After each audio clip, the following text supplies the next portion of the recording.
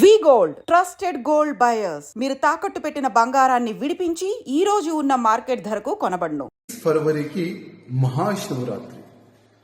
మహాశివరాత్రి నాడు ప్రతి ఒక్క గుడిలో గాని చాలా వైభవంగా పూజా కార్యక్రమాలు జరుగుతుంది.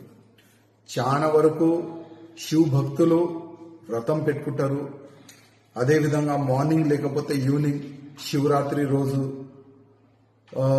గుళ్ళకి వెళ్ళి అక్కడ అభిషేకం కార్యక్రమం పెట్టుకుంటారు. చాలా మంచి కార్యక్రమాలు జరుగుతుంది. కానీ నేను ప్రతి ఒక్క హిందూ భక్తులకి ఒక రిక్వెస్ట్ చేయాలనుకుంటున్నాను. మీరు మన పూలు కానీ కొబ్బరికాయ కానీ స్వీట్ కానీ అది హిందువుల దగ్గరనే కొనాలని నేను అందరికీ రిక్వెస్ట్ చేస్తున్నాను. ఎందుకంటే చాలా వరకు మన హిందువులకి తెలియదు. మనం గుడికి వెళ్లే ముందు ఎంత పవిత్రమైన మనం ఉండాలి.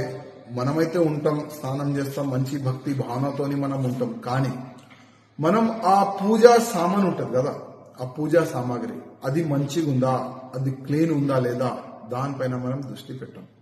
అదే అమ్మేవాళ్ళు కరెక్ట్ ఉన్నాడా లేదా అది కూడా మనం దృష్టి పెట్టాం. ఎందుకంటే 8 దినాలు 10 దినాలు స్నానం చేయరు ఈ పూలు అమ్మేవాళ్ళు, ఈ స్వీట్ అమ్మేవాళ్ళు, ఈ కొబ్బరికాయ అమ్మేవాళ్ళు. వాళ్ళు స్నానం చేయరు 10 days 8 days వరకు. మళ్ళా ఏ మాంసం వాళ్ళు తిని ఆ పూలని చేతికి పెట్టి వాళ్ళు అమ్ముతారు. అది కూడా మీకు మాకు తెలియదు. అందుకోసం మనం అంత పవిత్రమైన ఉండి పూజకి మనం వెళ్ళిన తర్వాత అభిషేకం చేసి ఆ పూలు పళ్ళు ఆ కొబ్బరికాయ అది అన్ని ఎంత పవిత్రమైన ఉండాలి, దానిపైన మీరు కొద్దిగా దృష్టి పెట్టండి. అందుకోసం ఏదైనా వస్తువు కొనే ముందు కొద్దిగా ఆలోచన చేసి కొనండి. ఆయనకి బొట్టు ఉందా లేదా, బొట్టు ఉంటేనే కొనండి. లేకపోతే ఏ వ్యక్తి దగ్గర మీరు కొనాలే అది మీ ఇష్టం. కానీ నా బాధ్యత ప్రతి ఒక్క శివ భక్తులకి ఒక అవేర్నెస్ తీసుకొని రావాలి. వాళ్ళలో మంచి పూజా కార్యక్రమం జరగాలి.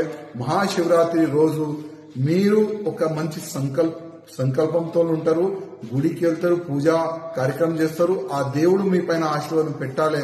ఆ ఆశీర్వాదం మీకు రావాలంటే మనము పూజ కరెక్ట్ చేయాలి. పూజ కరెక్ట్ చేయాలంటే ఆ సామాగ్రి, ఆ పూజా మనం పూలు అది కూడా పవిత్రమైన ఉండాలి. అదే ఉద్దేశంతో నేను మీకు అందరికీ నేను మెసేజ్ ఇస్తున్నాను. ఓం నమః శివాయ.